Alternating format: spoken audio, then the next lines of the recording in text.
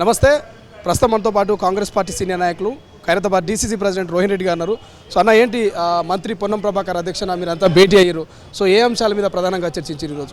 హైదరాబాద్లో కాంగ్రెస్ పార్టీ మొన్న ఎలక్షన్స్లలో రాష్ట్ర వ్యాప్తంగా బ్రహ్మాండమైన మెజార్టీ ఇచ్చింది. కానీ హైదరాబాద్లో కాంగ్రెస్ పార్టీ పర్ఫార్మెన్స్ కొంచెం బాధాకరంగా ఉండే కాబట్టి దాని మీద పొన్నం ప్రభాకర్ గారు సమీక్షించడం జరిగింది. ఎందుకంటే హైదరాబాద్ జిల్లా మంత్రిగా వారికి బాధ్యతలు అప్పగించారు కాబట్టి రానున్న 28 తారీఖు నుంచి 6 తారీఖు రోజు నుంచి ప్రభుత్వ పథకాలన్నీ కూడా ప్రజలకు తీసుకెళ్లే అంశాన్ని ఏదైతే ఉందో దానిలో కాంగ్రెస్ పార్టీ కూడా అధికారులతో మమేకమై ప్రజలకు అధికారుల మధ్యలో సమన్వయంతో ప్రజలకు అందరు కూడా ప్రభుత్వం నుంచి అందజేసే ప్రతి ఒక్క పథకాన్ని కూడా వాళ్ళకి అందజేసే విధంగా మీరు అందరూ కృషి చేయండి, కాంగ్రెస్ పార్టీని బలోపేతం చేయండి. హైదరాబాద్లో రానున్న పార్లమెంట్ ఎలక్షన్స్లో మనము హైదరాబాద్లో మనం సికింద్రాబాద్ పార్లమెంట్ కానీ మల్కాజ్గిరి కానీ చేవెళ్ళ కానీ ఇవన్నీ కూడా మనం గెలవాల్సిన అవసరం ఉంది. కాబట్టి పొన్నం ప్రభాకర్ గారు మాకు అందరికి సలహా సూచనలు ఇచ్చారు. వాళ్ళ సలహా సూచనల ప్రకారం మా ముఖ్యమంత్రి గారు కూడా హైదరాబాద్ మీద ప్రత్యేక దృష్టి పెట్టిండు. కాబట్టి పొన్నం ప్రభాకర్ గారిని వేసి ఒక ఆర్గనైజేషన్ నుంచి వచ్చిన పొన్నం ప్రభాకర్ గారితో సూచనలతోటి కాంగ్రెస్ పార్టీ మేము బలోపేతం చేస్తామని చెప్పి మేము కూడా అందరం కూడా వాళ్ళకి మాట ఇవ్వడం జరిగింది. ఇప్పటికే సోషల్ మీడియాలో ఈ తెల్ల రేషన్ కార్డు ఉన్న వాళ్ళు మాత్రమే వీటికి అర్హులు అనేటువంటి ఒక రకమైన చర్చ నడుస్తుంది. సో గత 10 ఏళ్ల నుంచి రేషన్ కార్డులు అయితే లేవు. సో ఇప్పుడు ఏదైతే పాత రేషన్ కార్డులు వాళ్ళు మాత్రమే లబ్ధిదారుల, కొత్త వాళ్ళ ఎంపిక ఉంటుందా అనేటువంటి ఒక రకమైనటువంటి సంచలనంగా క్రియేట్ అవుతుంది. ఏం చెప్తారు? నేను ఒక మాట చెప్తాను సార్. నీకు బంజారాలు జూబ్లీస్ ఉన్న వాళ్ళు పోయి రేషన్ షాప్లో పోయి బియ్యం చక్కెర తీసుకుంటారా? నేను అనేది ఏంటంటే పైసగల్లో ఎవ్వరు కూడా రేషన్ షాప్లలో పోరు. రేషన్ షాప్లో పోయి రేషన్ కార్డు తీసుకున్న వాళ్ళు ఏంటంటే బిలో పావర్టీ లైన్ మధ్యతరగతి కుటుంబాలు ఎవరైతున్నారో వాళ్ళు లబ్ధిదారులు తీసుకుంటారు. పైసలు ఉన్నవాళ్ళు, అమెరికాలో ఉన్నవాళ్ళు, లేకపోతే మెగా కృష్ణారెడ్డి, లేకపోతే రోహిన్ రెడ్డి, లేకపోతే ఇంకొకరు తీసుకుంటారు. అది రేషన్ కార్డులు అయితే వాళ్ళు తీసుకుపోయి లైన్ అయితే నిలబడరు కదా. నేను కూడా ప్రజలకు ఒక్కటే చెప్తున్నా, మనము నిజంగా కూడా ఈ పథకాలు తీసుకోవాలనుకుంటేనే మీరు పోయి ప్రభుత్వ స్కీమ్స్ తీసుకోండి. మీరు అఫోర్డ్ చేయగలిగితే మాత్రం దయచేసి తీసుకోకండి. ఎందుకంటే ప్రభుత్వంకు ప్రజలకు వచ్చే సంపదనే పబ్లిక్లీ డిస్ట్రిబ్యూట్ చేస్తాం. కాబట్టి ఇప్పుడు నాకు గ్యాస్ సిలిండర్ వస్తే నేను ఎప్పుడు కూడా సబ్సిడీ తీసుకోను, నాకు అవసరం లేదు. అదేవిధంగా అమెరికా వాళ్ళు ఉన్న వాళ్ళకి దళిత బంధు ఇచ్చిండు కేసీఆర్, లేకపోతే రైతు బంధు ఇచ్చిండు, వాళ్ళకి అవసరమా?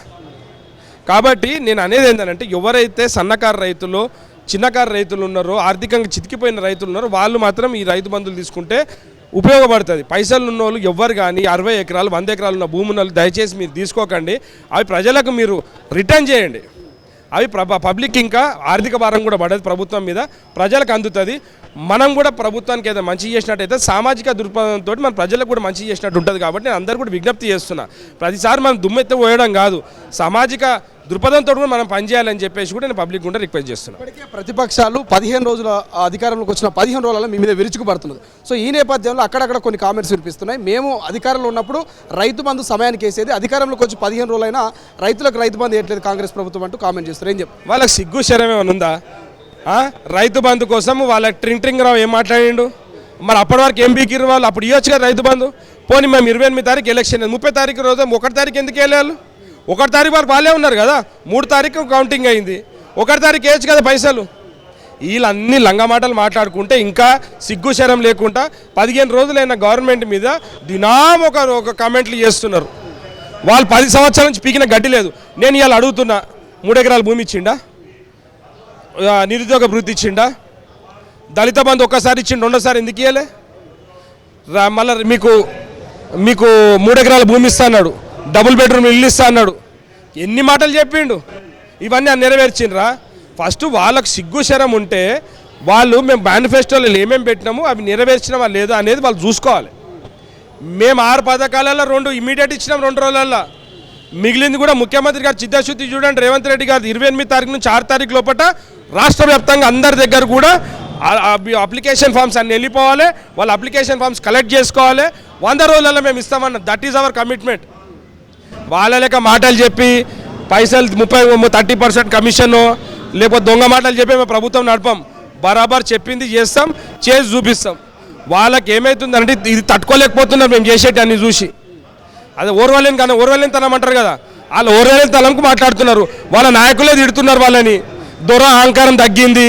ఇప్పుడు మా దగ్గరకు వచ్చి మాట్లాడుతున్నాడు, మాతో మీటింగ్లు పెడుతున్నాడు, దండాలు పెడుతున్నాడు. మీరు ఎక్కడ పార్టీలు మారకండి, మీరు నిరుత్సాహపడొద్దు, మేము కాపాడుకుంటాం అన్నాడు.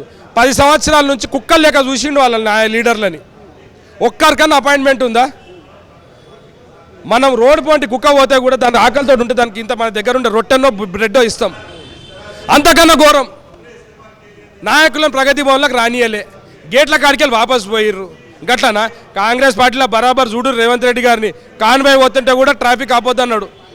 ఆయన 16 బండ్లు ఉన్న కాన్వాయ్ 9 బండ్లకు కుదించుకున్నాడు. అంత పెద్ద ప్రగతి భవన్ కట్టుకుంటే కూడా ఇంట్లో ఉన్నాడు రేవంత్ రెడ్డి గారు. గది కాంగ్రెస్ పార్టీ అంటే. గెలిచిన 2వ రోజు కంచగుల్ల కొట్టిండు, 3వ రోజుకి ప్రజావాణి అని పెట్టిండు ప్రజల కోసం.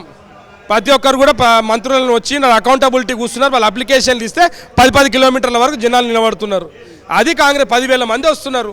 అంటే పబ్లిక్ ఎంత 10 సంవత్సరాల నుంచి ఈ ప్రభుత్వంతో కడుపులో మండిపోయి జీర్ణించుకోలేక ఇవాళ మా దగ్గరకు వచ్చి వాళ్ళ సమస్యలు తీసుకొని వస్తున్నారు. 10 సంవత్సరాలు దొరవరకు అని కనిపించినా చందమామని అన్న కనిపిస్తుంది, కానీ కేసీఆర్ మాత్రం ఎప్పుడు కనిపించలేవు వానికి. కాబట్టి నేను ఒకటే చెప్తున్నా, ఇవన్నీ బంద్ చేసుకో. మీరు ఈ 10 రోజులు ఎట్లా ఓపిక చచ్చుకుందో ఒక 100 రోజులు ఓపిక పట్టు, మీ దుకాణం బంద్ అవుతుంది. మీ నాయకులే మిమ్మల్ని తిరగబడే రోజు దగ్గరకు వస్తున్నది. ఎందుకంటే నిన్నగాక మొన్న కేటీఆర్ ఒక మీటింగ్ పెట్టిండంట హైదరాబాద్లో కార్పొరేటర్లు నాలీళ్ళని. ఒక నాయకుడు నా దగ్గరకు వచ్చిండు. ఇక 10 సంవత్సరాల నుంచి కేటీఆర్ మేము గుర్తు రాలేదు, ఇవాళ ధన్మని పెట్టి మీటింగ్ పెట్టిండు. గెలిచింటే మీటింగ్ పెడుతుండేనా? మాతో మాట్లాడుతుండేనా? ఏమన్నా చేయరన్నా. కార్పొరేటర్లు కూడా కేసీఆర్ ఓటమిని కోరుకున్నారంట. అయితే కాదు, కార్పొరేటర్లు వచ్చి అంటున్నారు మంచిగా అయింది కొడుకుకు, ఈ అమ్మ మూతబరి తగ్గింది. లేకపోతే 10 సంవత్సరాలు ఒక్కరోజు అపాయింట్మెంట్ ఇవ్వలే. మున్సిపల్ మినిస్టర్ ఉంటే కార్డు పంపిస్తే 3 గంటలు వెయిట్ చేస్తుంటే వెళ్ళిపోతుండేనంట.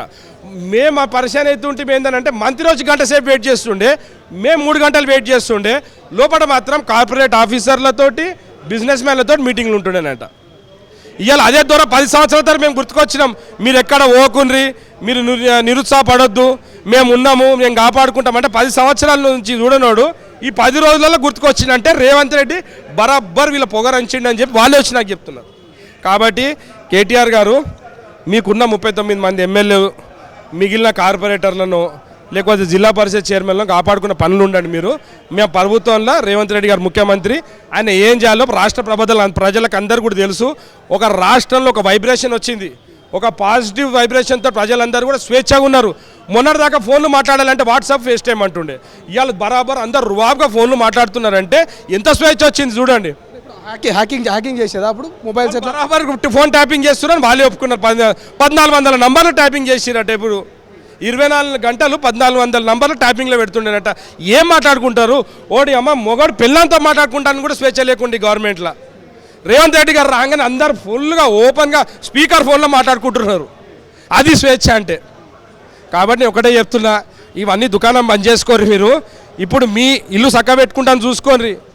బయట పబ్లిక్ అంతా ఏదో మాట్లాడుతున్నారు, దిల్లాం కొట్లాడుకుంటున్నారట గల్లా పట్టుకొని నలుగురు. కేసీఆర్ తలనొప్పి లెక్క అయిందంట, దాంట్లో భాగంగా 4 ఎక్కువ వేసి కింద పడ్డాడు పాపం. కాబట్టి నేను చెప్తున్నా, ఫస్ట్ వాళ్ళందరూ చక్కగా ఉండరు. మీ ఇంటోళ్ళు, మీరు ఇంటోళ్ళు చక్కగా ఉంటే తర్వాత మీ పార్టీ చక్కగా ఉంటుంది. 4 రోజులల్లా ఈ ఇంటోళ్ళు 4 కొట్టుకొని చేస్తారు చూడుర్రి మీరు.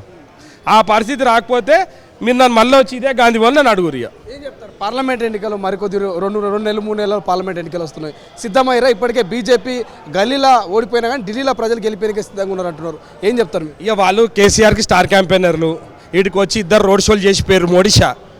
ఏంటంటే కేసీఆర్కి 4 సీట్లు ఎక్కువ వస్తాయని చెప్పి ఇక్కడ రూరల్ ఏరియా ఎందుకు చేయలే రోడ్ షోలు? హైదరాబాద్లో ఒక్క దగ్గర ఎందుకు చేసిండు మోడీ, అమిత్ షా?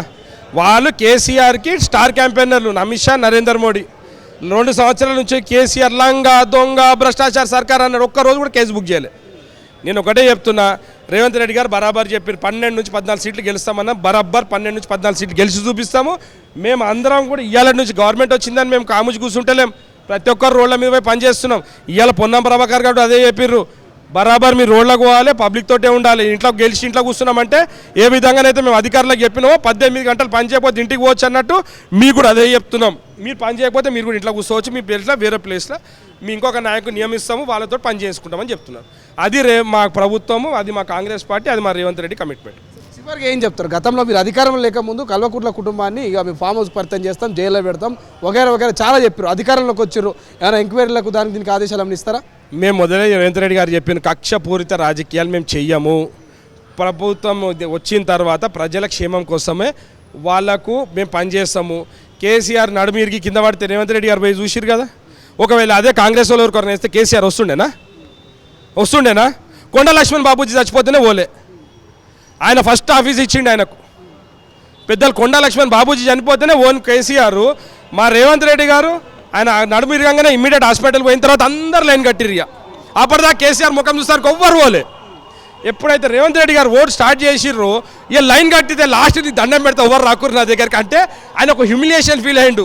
నేను ఇంత మూర్ఖుణ్ణి, నేను ఎవరు చచ్చినా పోలేదు, ఎవరికైనా కష్టం ఉంటే నేను అడ్డుకోలేదు, కానీ ప్రతి ఒక్కరు వచ్చి నన్ను పరమజిస్తుంటే తట్టుకోలేకపోయిందట పాపం. కాబట్టి ఇప్పటికైనా చెప్తున్నా, దేవుడు మీకు 10 సంవత్సరాలు అధికారం ఇచ్చిండు, మీరు చెయ్యని మొత్తం దరిద్రం పనులు అన్నీ చేసిర్రు. ఇప్పటికైనా కానీ కూడా మీ తప్పులు ఒప్పుకొని ప్రభుత్వానికి మంచి సూచనలు సలహాలు ఇస్తే మేము పనిచేస్తాం. మీ సలహా సూచనలు ఇవ్వకపోయినా కానీ కూడా మీ ఎమ్మెల్యేలని మీ నాయకులను కాపాడుకోరి, మీ పార్టీని చక్కగా చూసుకోరు, మీ ఇల్లు చక్కగా చూసుకోరు. మా రేవంత్ రెడ్డి గారు మేము పార్టీని నడుపుతాం. Thank you. ఇది రోహిన్ రెడ్డి గారు చెప్తున్నారు. కక్షాపూరిత రాజకీయాలు మేము చేయము, చట్టం తన పని తాను చేసుకోబోతుంది, అవసరమైనటువంటి ఎంక్వైరీస్ కావచ్చు అవన్నీ కూడా ఇక ఆ చట్టం తన పని తాను చేసుకోబోతుంది అన్నట్టు విధంగా రోహిన్ రెడ్డి గారు చెప్తున్నారు. సో భవిష్యత్ కార్యాచరణ మీదనే మేము ఏదైతే పొన్నం ప్రభాకర్ గారి అధ్యక్షన ఈ యొక్క భవిష్యత్తు కార్యాచరణ 6 గ్యారెంటీలు ఎలా అమలు పరచాలి, లబ్ధిదారుల ఎంపిక ఎలా ఉండాలి, సో వివిధ అంశాల మీద మేము భేటీ అయ్యాము, దాంట్లో చర్చించామంటూ కూడా ఇక డీసీసీ ప్రెసిడెంట్ రోహిన్ రెడ్డి గారు చెప్తున్నటువంటి పరిస్థితి మనకు కనిపిస్తుంది. కెమెరా పర్సన్ అజయ్తో శ్రీశైలం తొలి వెలుగు, హైదరాబాద్.